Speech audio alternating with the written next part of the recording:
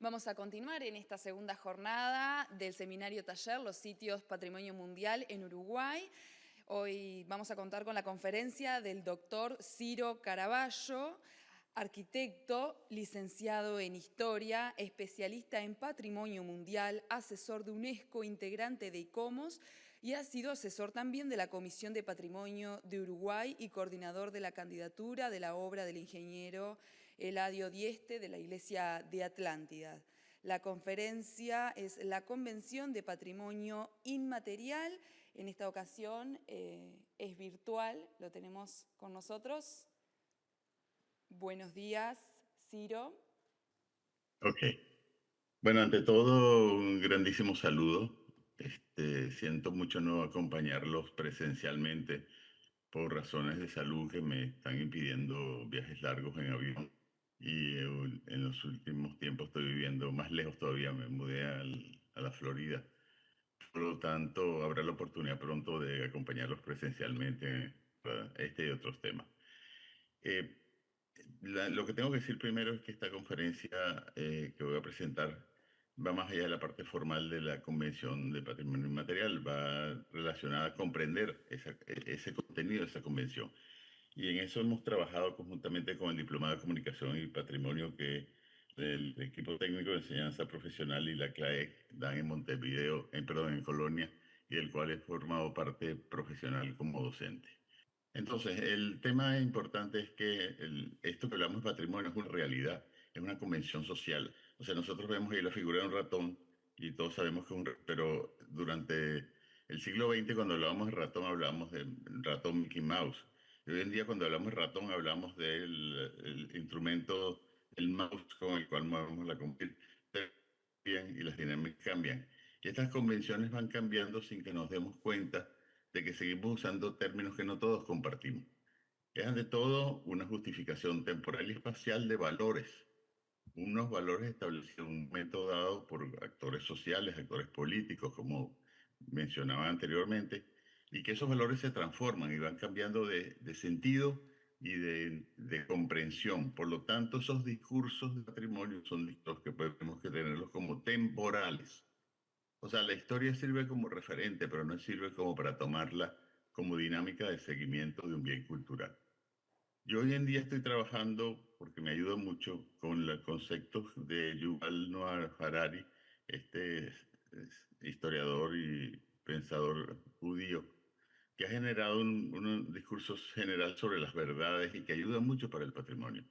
Y yo diría que en realidad si queremos acercarnos al patrimonio de una manera no comprometida con los significados, tenemos que entender que tiene varios valores, varias realidades al mismo tiempo. El patrimonio tiene una realidad objetiva, que es lo que está ahí materialmente. Pues, es decir, que lo vemos, podemos acceder a esos muros, esas piedras. Y es la ciencia quien atiende ese objetivo. Esa mirada patrimonial sobre el objeto debe ser una mirada técnica y científica, porque se requiere una mirada absolutamente comprobable sobre el objeto. Ahora, hay una realidad intersubjetiva que es la interpretación que socialmente, en este caso incluso universalmente a través de las convenciones y de UNESCO y otros organismos, hacemos sobre el patrimonio. Y esa realidad intersubjetiva va cambiando lentamente, pero va cambiando. Y en ese sentido, deberíamos poder trabajar, podríamos trabajar con el tema de esos valores cambiantes, ese proceso de patrimonialización, es decir, tan subjetiva como el dinero. Un billete es un billete y representa el dinero, pero no es el dinero en sí mismo. Y luego hay una realidad subjetiva propiamente, que es la realidad relacionada muy fuertemente con los valores locales, con lo que los grupos y los locales sienten sobre ese patrimonio. Esos tres valores están interactuando permanentemente y muchas veces en conflicto. El patrimonio que protegemos entonces son un patrimonio variable, mutable, y por eso es que las convenciones muchas veces coinciden en algunas cosas y son contradictorias en otras, porque van cambiando. Nosotros tenemos que entender que empezamos valorando monumento como tal hace varios siglos. En el siglo XVI empezamos a hablar de monumento y a conservarlo, mientras que los parques nacionales entraron en el XIX, los centros históricos recién en el siglo XX, Y recién el patrimonio inmaterial es un hecho de finales del 20, yo diría que principios del siglo XXI. Es decir, vamos agregando elementos patrimoniales a esas convenciones y a esas listas, y eso también tiene un problema, que vamos agregando objetos, elementos y partes. Sí, entonces, ese proceso de patrimonialización, hemos ido incorporando cada vez nuevos conceptos de lo que es patrimonio y ampliándolo. Y esas incorporaciones de conceptos traen consigo un problema bien serio, que no estamos ampliando los presupuestos sociales y económicos que nos permiten conservar ese patrimonio. Esa monumentalización vivió varios siglos y esa es la fuente de esa, y ahí, igual que el patrimonio inmaterial, validamos la realidad objetiva y la intersubjetiva, pero no validamos durante mucho tiempo la realidad subjetiva, que es lo que va a componer esto de la inmaterialidad.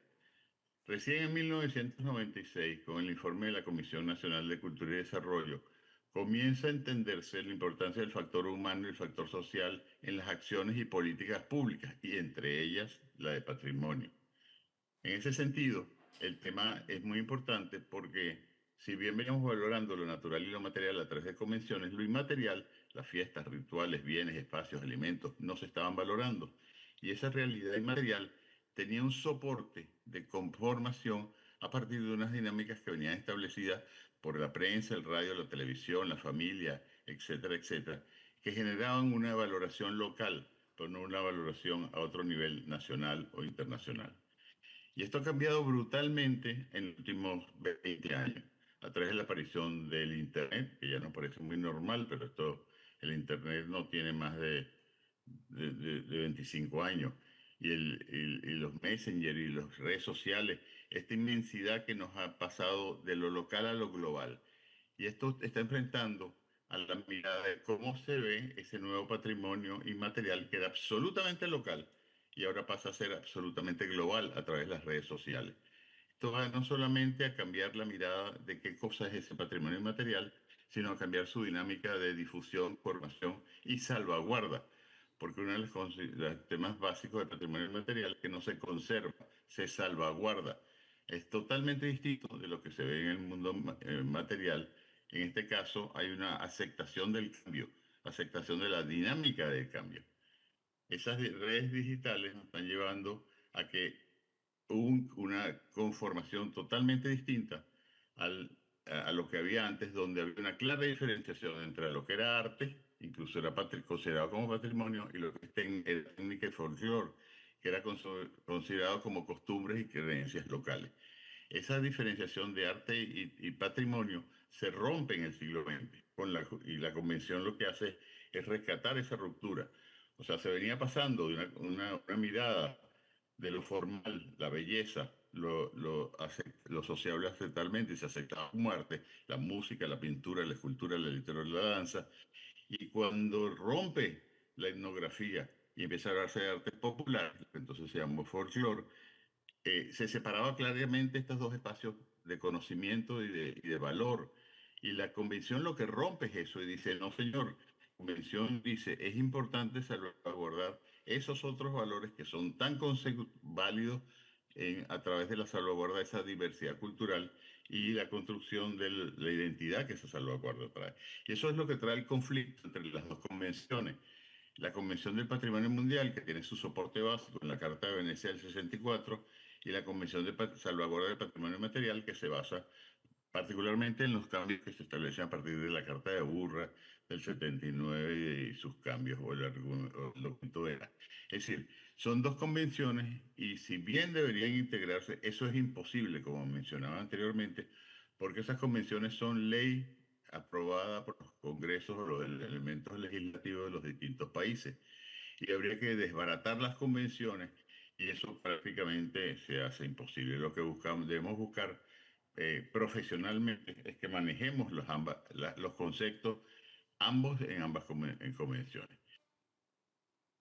Entonces, indudablemente es importante que entender que este contexto donde la convención está tratando de trabajar a partir de las convenciones que existían, pero de una nueva mirada, de una nueva forma, entendiendo esto como la forma de salvaguardar el patrimonio cultural inmaterial.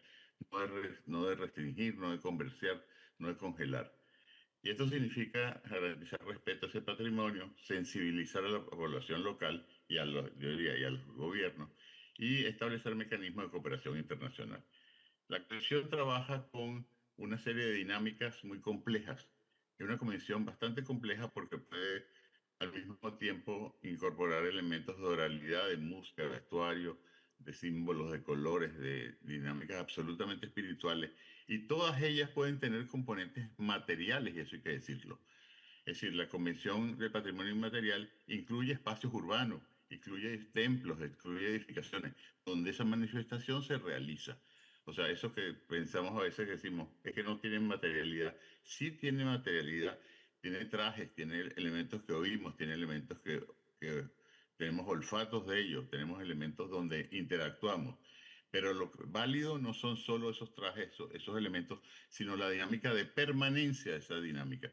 Y esa dinámica permanece en función de que la sociedad la suma como tal. Y el grupo que la genera, el grupo social que la repite y la conserva, es un grupo que tiene derecho a los cambios. Yo siempre pongo como ejemplo de esto las manifestaciones grandísimas que hay en la India. Y los elefantes ahora salen con luces de neón LED y fuegos artificiales. Eso es totalmente válido. Esa comunidad va cambiando esas manifestaciones, y esto, el patrimonio inmaterial no tiene nada que ver con la rigidez que puede tener el patrimonio inmaterial. El patrimonio, la convención establece básicamente tres registros para ese patrimonio, medidas urgentes, salvaguarda, un poco como lo que mencionaban del patrimonio, patrimonio cultural, de hacer acciones inmediatas. En este caso, urgentes porque hay elementos que se están perdiendo. Este es un ejemplo. El ritual para amansar a las camellas en Mongolia se inscribió como patrimonio urgente de salvaguarda porque se están perdiendo las dinámicas de vida. Y hay que entender que el mundo mongol es un mundo que vive todavía incluso a nivel urbano y rural, comparten tiempos urbanos y tiempos rurales. Sin los camellos no viven. Y se está perdiendo la dinámica de incorporar los camellos. Hay cosas que hacen los camellos que no hay ningún vehículo que lo pueda hacer. Otra cosa es la lista representativa, es una lista no inclusiva, sino representativa, y trae cosas tan interesantes como, por ejemplo, declarar la baguette patrimonio inmaterial. No es el pan lo dice, ay, ¿cómo va a declarar un pan patrimonio inmaterial? No, no, lo que se convoca y lo que se pide salvaguardar es la dinámica del pan, el uso, los festejos alrededor de eso, las distintas instancias de conformación de distintas lecturas y tradiciones culturales que van asociadas a un objeto material que es la cultura, el pan. Y luego un registro de buenas prácticas, aquellas dinámicas que tienen ejemplos que pueden ser eh, copiados, digamos, o imitados por otros elementos de conservación muy importantes. El patrimonio inmaterial trabaja a través de categorías de patrimonio que permiten entender mejor o tratar de entender qué es lo que se declara en cada proceso. En este caso, por ejemplo, tenemos tradiciones orales. Muchos de ellos, eh, digamos, simplemente, esto quizás es el espacio más inmaterial de todo. Proverbios, canciones, sortilegios, rituales. Y es muy importante porque esas tradiciones orales fueron la forma como la sociedad trabajó el patrimonio durante miles de años. ¿Se acuerdan ustedes, por ejemplo, que la Ilíada y la Odisea nos llegan a través de esas tradiciones orales que luego pasan a ser escritas? O las canciones que transmiten valores y que se empiezan a perder si no hay una memoria colectiva y una sociedad que las valore. Se incluyen después como categoría las artes del espectáculo, música, danza y teatro de distintas formas. Los usos sociales, estos son muy importantes porque como otros elementos que se le da poca valorización local, como pueden ser las prácticas de recolección de caza y pesca, los rituales religiosos o lugares de memoria, los actos festivos, los conocimientos y prácticas en relación con la naturaleza y los saberes vinculados a la producción artesanal. Cada una de ellas, te la voy a pasar, son las categorías que hablamos anteriormente, las voy a pasar más o menos rápido porque esto pueden profundizarlo directamente en las páginas de la convención. Esas tradiciones esos valores se ven impactados por cambios brutales, sobre todo la urbanización es uno de los más importantes, pero también el Internet y las redes sociales, que interrumpen las transformaciones y los pases de valores intergeneracionales. O sea, esa permanencia de la familia, padres, hijos, abuelos que se iban dando, o de pequeñas comunidades que iban traspasando estos valores, se rompen brutalmente y esto cambia enormemente los procesos de transmisión de valores y por lo tanto hay una pérdida acelerada en los últimos 20 años del patrimonio material a nivel del mundo. Las acciones de salvaguarda llevan a tratar de buscar mecanismos que preserven algo de ese patrimonio de manera que pueda mantenerse o por lo menos conocerse, como puede ser registros, otras cosas. Cuando hablamos de arte espectáculos, son las representaciones, no necesariamente el teatro formal, sino representaciones puntuales que se hacen muchas veces o juntamente con las celebraciones. Y aquí el impacto generalmente es el turismo ingresado a ser un participante incluso activo en estas dinámicas de patrimonio y está afectando enormemente la relación de ese patrimonio con su sentido comunitario y por lo tanto terminando convertirse en simplemente un espectáculo más para ser mostrado al visitante. Esto está pasando, por ejemplo, en Uruguay con su patrimonio inmaterial del tango y el candomblé. Y todas estas categorías tienen impactos distintos, pero también tienen mecanismos de salvaguarda que deberían implementarse. Entonces la acción es reconocerlos como patrimonio, conocer sus dinámicas y sus dinámicas no solamente inmateriales, sino las materiales que lo conforman, analizar cuáles son los impactos y buscar apoyo para que estos impactos no se lleven por delante estas dinámicas colectivas. Sitios de culto, sitios geográficos de culto, o sea, la manifestación hay veces reclama espacios para que se den las migraciones temporales de grupos sociales que participan en esa manifestación, muchas veces alrededor de santuarios, templos o lugares sagrados. Esto se está perdiendo porque cambian los caminos tradicionales, cambian los derechos de uso de tierra. Entonces hay miles de distintos impactos para cada una de las categorías que deben ser analizadas. Igual pasa con los actos festivos. Esto que está aquí es una manifestación en Venezuela del Carnaval del Callao, que en muchas cosas pareciera de repente lo que vemos en Uruguay con los elementos del carnaval, y la aparición de esto como espectáculo para otros, por la aparición del turismo en las dinámicas locales, ha impactado fuertemente y transforma el objeto que era una dinámica de años de patrimonio al transformarse en un espectáculo, digamos, solamente festivo. Otra cosa que se pierde, hay una pérdida muy rápida, son los conocimientos ancestrales sobre la naturaleza o los valores conceptuales de ética, de moral, de lectura del universo. Y esto es mucho más difícil porque son prácticas que requieren mucho tiempo para transmitirlas.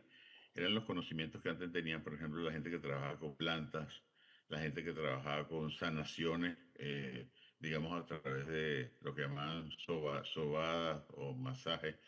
Y eso era algo que se aprendía de maestro a alumno. Y esto prácticamente, si no se recoge en los próximos años, será un conocimiento que se generó por siglos totalmente perdido. Y las técnicas artesanales que no pueden competir con las técnicas industriales de mercado. Entonces, cuando vemos ferias artesanales, decimos, eso vale mucho, está muy caro el objeto que nos están presentando en cuero, por ejemplo, pero es que sí, claro, si lo hace una máquina en China, va a salir 100 veces más barato, pero se pierde totalmente el conocimiento de la producción de ese objeto artesanal.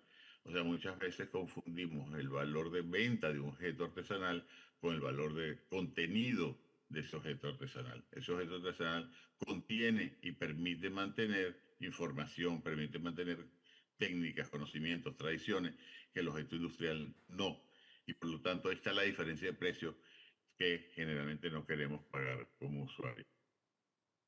Los peligros, como ven, son múltiples. Cada manifestación material tiene oportunidades, pero tiene enormes peligros. Y ese inventario de la manifestación y de sus riesgos, de sus mecanismos de registro, tiene que ser llevado en cada país por las instancias oficiales. Mientras que la manifestación tiene que desarrollarse por las comunidades que lo vienen aceptando. El resto de nosotros somos conocedores, usuarios, pero distinto del otro patrimonio. Nosotros no podemos intervenir en una comunidad de cómo hace o no hace su dinámica de patrimonio inmaterial. O sea, el patrimonio inmaterial no se juzga a la comunidad que lo practica. La comunidad tiene todo el derecho a transformarse. Eso sí, se está transformando muy rápido y hay procesos de pérdida.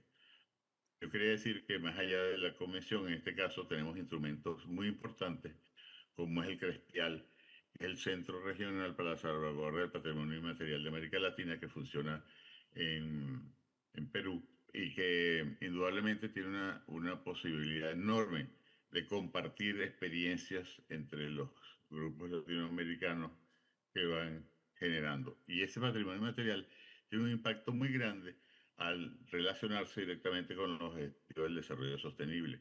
Hay posibilidades de incorporar cambios dinámicos sociales en esas dinámicas a través de la aplicación de los objetivos de desarrollo sostenible a la dinámica patrimonial.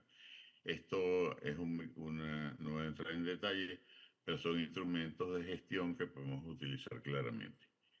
Quiero hacer algunas consideraciones para luego abrir preguntas y comentarios sobre la experiencia del caso mexicano que conocí muy directamente durante años y que me permiten explicar estos comentarios anteriores con casos específicos.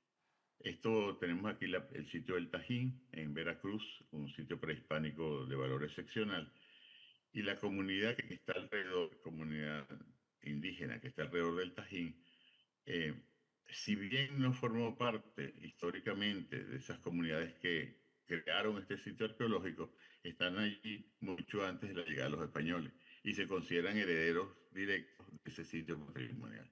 Sin embargo, al ser el sitio patrimonial un sitio declarado Patrimonio Nacional en México, un sitio arqueológico y Patrimonio Mundial, el manejo del sitio lo lleva el organismo que maneja el patrimonio eh, directamente el Patrimonio Mundial en México y el Patrimonio Arqueológico, el INAH. Y el INAH entra en conflicto con los pobladores que buscan participar de ese patrimonio, participar directamente en festividades, pero también de participar en su reconocimiento económico al derecho de tener algún ingreso porque conviven con ese patrimonio.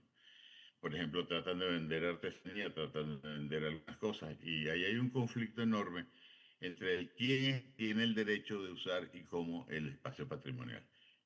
En este caso ha habido conflictos muy duros, incluso conflictos que han enfrentado digamos, a la población local con los administradores oficiales del bien patrimonial. Y luego hay malos entendidos en el manejo del patrimonio. Uno de ellos es la fiesta de indígenas dedicada a los muertos. Esa declaratoria del patrimonio del Día de Muertos es una declaratoria que recoge una práctica prehispánica que se integró a una práctica cristiana colectiva católica en el mundo colonial y que significó celebrar el Día de Muertos en la fecha que se celebra el Día de Muertos, que es el católico, y al mismo tiempo incorporar elementos propios del mundo indígena en una fiesta múltiple que yo diría que fue cambiando de la lectura indígena al mundo católico. Sin embargo, al declarar al patrimonio, esa fiesta se convierte en una posibilidad comercial y entramos en un tema donde ese patrimonio llega a ser ahora urbano, llega a salirse del espacio de los muertos y simplemente entrar en una película de James Bond, por ejemplo. Y eso transforma esos valores, digamos, globalizados, estéticos, de comportamiento, regresan al elemento original y se incorporan a la fiesta dedicada a los muertos en los cementerios. Es decir, cada vez que ese patrimonio va transformando, ahora la ciudad también participa. Hay un cambio muchísimo más acelerado y muchas veces el desconocimiento de la declaratoria original. Igual pasa con la comida. Dice, la comida mexicana es patrimonio. No, la comida mexicana no es patrimonio mundial. Lo que es patrimonio mundial es aquella comida que, o sea, que surge de una tradición prehispánica en la milpa, el maíz, el frijol, la oyama, se convierte en alimento y forma parte de las fiestas comunitarias. O sea, es el proceso integral de cultivo, de uso y de tradición festiva que forman la comida. El patrimonio no es un taco ni una cochinita pibil. Entonces hay un manejo comercial también muy marcado de este tema del patrimonio que puede afectar. La única forma de empezar a trabajar con peso en una salvaguarda del patrimonio material es la participación. Programas de participación, que son muy difíciles y muy largos de aplicar y que generalmente no se utilizan. O sea, viene el organismo oficial y establece cuáles son los criterios de manejo. Viene el comercio y el turismo y establece cuáles son los criterios de uso. Entonces, la participación es un elemento fundamental y es lo único que puede realmente incidir en que este patrimonio realmente conviva con las dinámicas comunitarias. En este caso del Tajín, nosotros trabajamos antes de su inscripción como patrimonio inmaterial con la comunidad, haciendo talleres de valoración patrimonial. Fueron esos talleres de valoración patrimonial los que permitieron que el Tajín, los valores fueran incluidos en la lista del patrimonio inmaterial. 3 años antes de esa permanencia hicimos estos talleres con la comunidad. En los talleres identificamos lo que la comunidad consideraba era patrimonio. Y ese patrimonio, la mayor parte, era patrimonio inmaterial. El 70% de su valoración hicieron estos talleres era patrimonio inmaterial. Y eso permitió entender que ese patrimonio inmaterial está conformado no solo con el baile de voladores, que es lo más atractivo, sino con los rezos, la lengua, la música, los roles de género, la ropa, los alimentos que conforman esa festividad. Justamente el documento de los voladores se hizo a partir de talleres participativos. Esto hay que entenderlo porque muchas veces la parte oficial se apropia de las dinámicas. Más allá de lo que podemos considerar patrimonio inmaterial, también hay una valoración a través de los niños de lo que se está emitiendo como patrimonio. Y hay talleres que permiten conocer lo que los niños piensan, y lo que los niños piensan es lo que se le ha transmitido. Y por lo tanto, el patrimonio inmaterial podemos medir, bueno, y también el material en estos casos, si ese patrimonio es comprendido por los niños o no. Y podemos identificar si hay una dinámica de continuidad patrimonial e inmaterial y cómo interactuar. Entonces, para mí, el patrimonio inmaterial es un patrimonio que debe hacer énfasis en la participación de los usuarios y no en las dinámicas que vienen formalmente desde arriba. En el caso uruguayo esto es muy claro. O sea, por una parte se trata de un par de ejemplos muy importantes que son ejemplos de patrimonio fundamentalmente urbano, como el tango y el candomble, conformados en una dinámica de ciudad, de dinámica cultural de ciudad, que eso, digamos, es muy extraño en el resto de las listas de patrimonio inmaterial, pero que también socialmente tiene una dinámica de cambio y que hay muchísimas otras dinámicas dentro del patrimonio uruguayo que no están siendo valoradas todavía o que recién empiezan a valorarlo y está un poco en esa lista de inventario de bienes patrimoniales y inmateriales que está estableciéndose. Yo tuve la oportunidad de conocer algunas dinámicas y creo que el valor de la cultura gaucha, de la cultura del campo, se está perdiendo por los cambios del hábitat de ese personaje. Las primeras veces que yo fui a Uruguay, hace más de 10 años, todavía había gente que tenía un hábitat rural. Ya esos trabajadores de campo en motocicleta a su trabajo y se está viendo mucho con esto de cambio entre el territorio, incluso el cambio del cultivo del ganado por cultivo de soja. Está perdiendo muchísimo conocimiento inmaterial en dinámicas aceleradas. Y esto debería ser parte de una preocupación, no solamente del Estado, sino de las provincias y de las poblaciones. Entonces, indudablemente, el patrimonio material es un poco como esta visión de Aristóteles. Lo que vale no es la obra pictórica, lo que vale es el proceso de producción y esa riqueza de conocimiento que había en ese proceso de producción. Si se pierde el proceso y se pierden los conocimientos, pues nos quedará el objeto material, nos quedará el traje, nos quedarán las boleadoras colgadas en un museo y el patrimonio inmaterial habrá desaparecido. Yo termino con esto para alguna cuestión y algún diálogo o preguntas si hay en la mesa. Recientemente se ha podido difundir la publicación que es resultado de largos procesos de investigación, de antes de que yo asumiera, estoy hablando de que viene del equipo que ya está constituido hace varios años, que han trabajado, por ejemplo, el ciclo productivo de la lana, o que se logró como dentro de lo que permite nuestra normativa declararlo patrimonio cultural inmaterial, o la huasquería como oficio vinculado justamente a la vida rural, la payada como práctica cultural también del mundo rural, el pericón como danza típica no solo del Uruguay, sino de la región del Río de la Plata. Todavía falta mucho por hacer, pero por suerte tenemos un lindo equipo que esperemos que pueda fortalecerse para continuar en esos procesos de investigación, por ejemplo, incluyendo el estudio de festividades populares, y me pareció muy atinada tu observación que como a veces la designación formal de un bien cultural, tanto material como inmaterial, como parte de una lista del patrimonio mundial, a veces lo pone también en una situación de vulnerabilidad ante la comercialización del fenómeno cultural, y que a veces lo desnaturaliza y lo desvincula de las comunidades de las cuales proviene, lo cual me parece una reflexión sumamente interesante. Muchísimas gracias.